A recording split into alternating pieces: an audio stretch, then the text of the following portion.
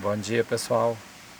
Estamos aqui hoje, pessoal, com um Jeep Renegade para explicar para vocês, galera.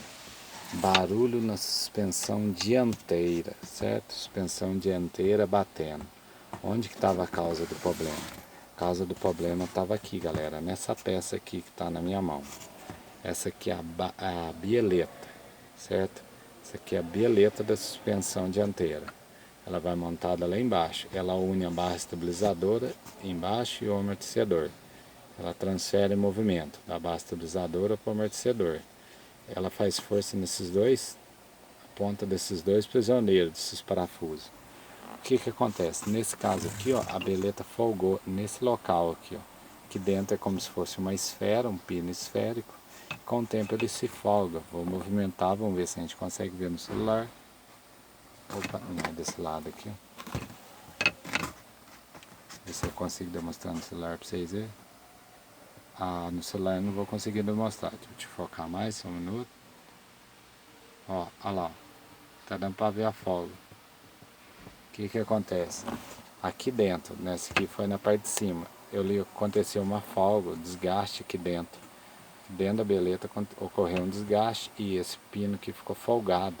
Entendeu? Ficou folgado. Esse modelo de bieleta é uma bieleta de plástico.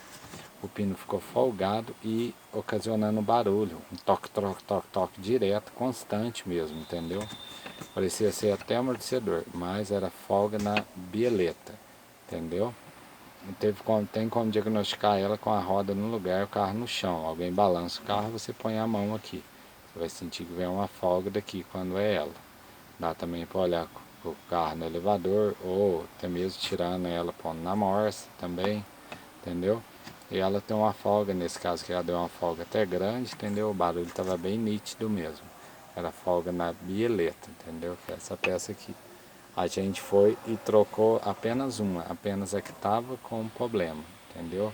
Nesse caso aqui era do lado direito.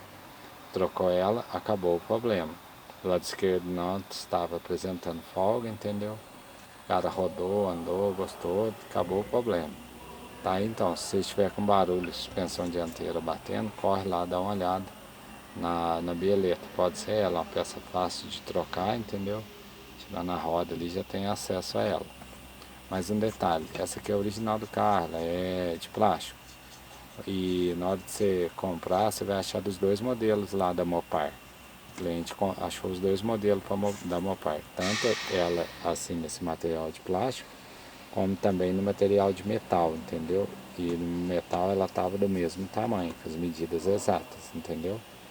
O cliente optou por Mopar, ele estava em dúvida de qual marca comprar do paralelo e acabou optando e comprando mesmo a original, beleza?